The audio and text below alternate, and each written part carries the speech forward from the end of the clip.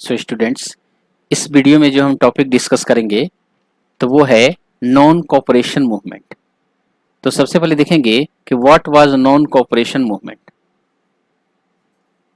And basically what was the purpose of Gandhi ji to start this movement.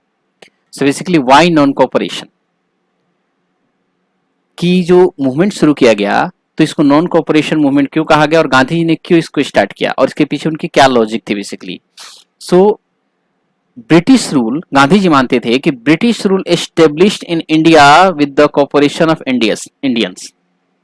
Gandhi ji का कहना था कि इंडिया में जो ब्रिटिश रूल चल रहा है तो भारतीयों के कॉर्पोरेशन से ही चल रहा है, and if Indians refuse to cooperate it would collapse within a year. और गांधी जी ने कहा कि अगर जिस दिन भारतीयों ने इसको कॉपरेट करना बंद कर दिया, सहयोग नहीं किया, एक साल के अंदर ब्रिटिश रूल खत्म हो जाएगा। So why non-cooperation? Because British rule established in India with the cooperation of Indians, and if Indians refuse to cooperate with it, would collapse within a year. So उससे क्या होगा कि अगर भारतीयों ने इस पर कॉपरेट करना बंद कर दें तो एक साल के अंदर ये साम्राज्य खत्म हो जाएगा। इसलिए गांधी जी कहा कि अब कॉपरेट ही नहीं करना है, कॉपरेशन किसी तरीके से नहीं करना, सहयोग ही नहीं करना है। डेट मीन्स असहयोग, नॉन कोऑपरेशन को गांधी जी ने शुरू किया। तो बेसिक चीजें याद रखेंगे कि भारत में ब्रिटिश रूल जो है भारतीयों के सहयोग से चल रहा है, और अगर हम उसको रिफ्यूज करने सहयोग करना तो खत्म हो जाएगा। तो इसमें गांधी ने क्या किया कि क्या क्या किया जाए। Stages of the movement, surrender of titles, कि आपको जो भी ब्रिटिश गवर्नमेंट ने टाइटल्स दिए हैं, कोई इनाम पुरस्कार या कोई भी पदवी दी है, आप उसको छोड़ दीजिए। So surrender of titles. और क्या, boycott of civil services, army, police, courts, जो भी ब्रिटिश गवर्नमेंट ने इंस्टीट्यूशन सेटअप किए हैं उसको बायकॉट करें, उसमें आप किसी प्रकार का सहयोग न करें। तो surrender of titles, boycott of civil services like army, police and courts, and a full civil disobedience campaign. और पूरी तरीका से एक सिविल डिसओबीडियंस कैंपेन करना है, उनकी बातें नहीं माननी है।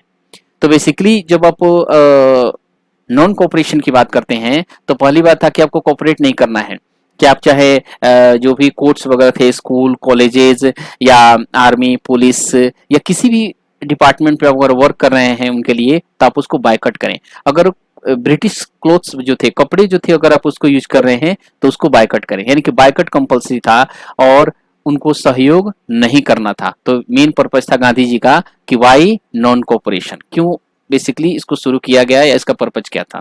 Now sessions of the Congress to start the non cooperation movement, September 1920 to convince other leaders, Calcutta में हुआ कि इसमें क्या क्या करेंगे, इसका क्या पर्पज है बेसिकली। तो सितंबर 1920 में कांग्रेस सेशन हुआ, और after that December 1920 Nagpur to adopt it. और फाइनली नागपुर सेशन में डिसाइड किया गया कि एक country wide basically non cooperation movement शुरू किया जाएगा। तो दिसंबर 1920 का जो नागपुर सेशन था कांग्रेस का, तो उसमें सबने मान लिया कि एक मूवमेंट शुरू किया जाएगा, नॉन कोऑपरेशन मूवमेंट। नाउ अब इसमें जिन लोगों ने पार्टिसिपेट किया वो कौन थे। So various social groups that participated in the towns, middle class, बिल्कुल। तो मूवमेंट जब भी होगा तो मूवमेंट दो जगहों पर होगा, कहाँ, शहरों में और गांव में। तो अगर हम टाउन्स की बात करें तो मिडिल क्लास में आपके आ जाएंगे जितने ट्रेडर्स हैं या लॉयर्स हो गए, टीचर्स, प्रोफेसर्स, वर्कर्स, ये सारे इसमें शामिल हैं जिन्होंने इसमें भाग लिया। और कंट्री साइड में कौन आ जाएंगे, पीजेंट्स, ट्राइब्स, किसान वगैरह जितने हैं तो गांव में वही रहते हैं तो वहीं से भाग लेंगे। ट्राइब्स वगैरह जो ट्राइबल पीपल थे उन्होंने अपने लेवल पर इसमें पार्टिसिपेट किया। और इन प्लांटेशन जो में काम करने वाले वर्कर्स थे तो उन्होंने इसमें पार्टिसिपेट किया। तो ध्यान रखेंगे कि जब नॉन कोऑपरेशन मूवमेंट स्टार्ट हुआ तो इसमें जो पार्टिसिपेट करने वाले लोग थे in the towns, middle class, तो मिडिल क्लास में आपके लॉयर्स, टीचर्स, डॉक्टर्स, प्रोफेसर्स और जितने हैं इन्होंने पार्टिसिपेट किया। इसके अलावा जो भी वर्कर्स थे, जो भी किसी वर्कशॉप जैसे रेलवे वर्कशॉप या बैंक वगैरह जहां भी काम करते थे उन्होंने भी इसमें पार्टिसिपेट किया। तो जब टाउन्स की बात करेंगे तो इनका जिक्र आएगा कि इन्होंने इसमें पार्टिसिपेट किया। और इसके अलावा बाइकआउट वगैरह किया गया, जो भी विदेशी कपड़े वगैरह थे उसका बाइकआउट किया गया। कंट्री साइड में पार्टिसिपेट करने पीजेंट्स थे जिन्होंने लगान देने से, टैक्स वगैरह देने से मना कर दिया, ब्रिटिशर्स के लिए काम करने से मना कर दिया। ट्राइब्स थे तो उन्होंने टैक्स देने से मना कर दिया, क्योंकि गांधी जी ने कहा है कि कोऑपरेट नहीं करना है, तो उन्होंने अपने लेवल पर आंदोलन किया। और प्लांटेशन में बेसिकली वर्कर्स थे जिन्होंने जो काम करते थे ब्रिटिश गवर्नमेंट के लिए, उन्होंने डिनाई कर दिया वर्क करने से और अपने गांव की तरफ जाने लगे। Now next point, twin AIIMS of the government. Basically इसका क्या उद्देश्य था? To attain Swaraj. स्वराज तो मेन था ही कि ब्रिटिश गवर्नमेंट को यहाँ से हटाना है, अपना स्वराज कायम करना है, to attain swaraj. And to support Khilafat issue, to unite Hindu and Muslims. और बेसिकली हिंदू मुस्लिमों को एक साथ लेकर जो गांधी जी चल रहे थे, जिसके कारण हम देखा कि उन्होंने खिलाफत इशू लिया और खिलाफत मूवमेंट शुरू किया, खिलाफत नॉन कोऑपरेशन मूवमेंट की जो ब्रिटिश गवर्नमेंट ने टर्की के साथ किया, तो जिसके वजह से पूरे मुस्लिम जगत में पूरा असंतोष की भावना थी। तो उसी इश्यू को लेकर गांधी जी ने खिलाफत मूवमेंट शुरू किया। And end of the movement, कि मूवमेंट खत्म कब हुआ और कैसे हुआ? In Feb 1922 the movement was withdrawn by Gandhi ji due to Chauri Chaura incident. Chauri Chaura incident क्या था? चौरी चौरा जो है उत्तर प्रदेश में गोरखपुर में एक जगह है चौरी चौरा।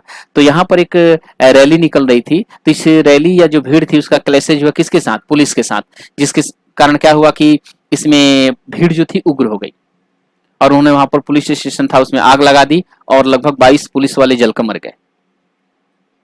तो गांधी जी ने कहा कि तो वायलेंस हो गया, क्योंकि उनके किसी भी मूवमेंट में वायलेंस के लिए कोई जगह नहीं थी। तो इसीलिए चौरी चौरा इंसिडेंट्स की वजह से इन फेब 1922 गांधी जी ने नॉन कोऑपरेशन मूवमेंट को खत्म कर दिया, विड्रॉ कर दिया, स्टॉप कर दिया। ध्यान रखेंगे। तो जो 1921 में नॉन कोऑपरेशन मूवमेंट शुरू हुआ, वो चौरी चौरा इंसिडेंट की वजह से 1922 में बेसिकली खत्म हो गया। चौरी चौरा इंसिडेंट याद रखेंगे, जिसमें एक भीड़ थी, उसका क्लैश हुआ पुलिस के साथ, और जिसकी बात साथ उन्होंने पुलिस स्टेशन में आग लगाई और कई पुलिस वाले जलकर मर गए। तो चौरी चौरा इंसिडेंट की वजह से नॉन कोऑपरेशन मूवमेंट हुआ। चूंकि वायलेंस हो गया तो गांधी ने इस मूवमेंट को वहीं स्टॉप कर दिया। तो ध्यान रखेंगे, non cooperation movement start in January 1921 and basically withdraw by Gandhi ji in Feb 1922 due to Chauri Chaura incident. I think इस टॉपिक को आप अच्छे से समझ गए होंगे।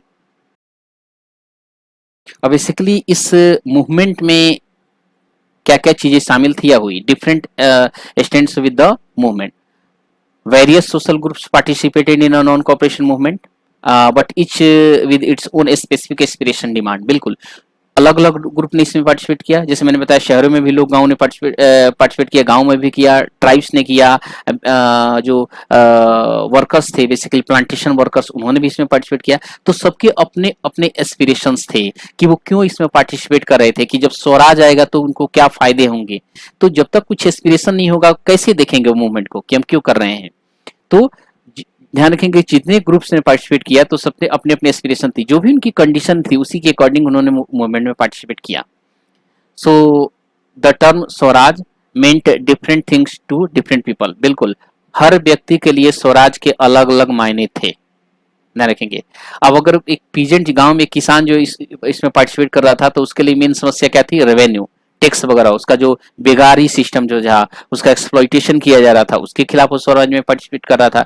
बगान जो या जो प्लांटेशन में काम करने वाले वर्कर्स थे, उसके लिए स्वराज के क्या मायने थे? क्योंकि उसको घर आने जाने नहीं दिया जाता था, उसकी वर्किंग कंडीशन बहुत खराब थी, उसको मारा पीटा जाता था, घर पे उसके पास जमीन नहीं थी कि वो काम करे। इसीलिए उसके लिए स्वराज के अलग मायने थे कि अगर स्वराज आएगा तो हम अपने गांव आसानी से आ जा सकेंगे, हर तरफ गांधी राज होगा। तो वही कह रहा है कि the term swaraj mean different things to different people. उसी प्रकार जो ट्रेडर्स थे उनके लिए अपने मायने थे, जो बेसिकली जो पूंजीपति थे उनके लिए अपने अलग मायने थे।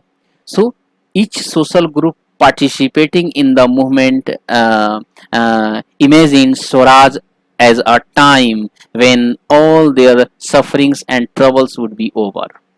सभी ग्रुप का मानना था कि जब स्वराज आएगा तो जितनी उनकी समस्याएं हैं, जो ट्रबल्स हैं, जो सफरिंग है, जो परेशानियां हैं, सब खत्म हो जाएंगी। तो ध्यान रखेंगे, each social group participating in the movement imagine Swaraj as a time when all their suffering and the troubles would be over। कि जब स्वराज आएगा तो हर परेशानियां जो है खत्म हो जाएंगी। क्योंकि गांधी जी ने उनको बेसिकली मूवमेंट में पार्टिसिपेट करने के लिए कहा, तो इसलिए सबने इसमें पार्टिसिपेट किया। नाउ तो आई थिंक जो नॉन कोऑपरेशन मूवमेंट है तो बेसिकली क्या था, क्यों स्टार्ट किया गया, क्या क्या इसमें इंसिडेंट रहे, और डिफरेंट जो सोशल ग्रुप्स पार्टिसिपेट किया क्या सोचते थे इस मूवमेंट को लेकर, आई थिंक आप अच्छे से समझ गए होंगे। सो मिलते हैं फिर अगले वीडियो में। Thank you so much. जय हिंद।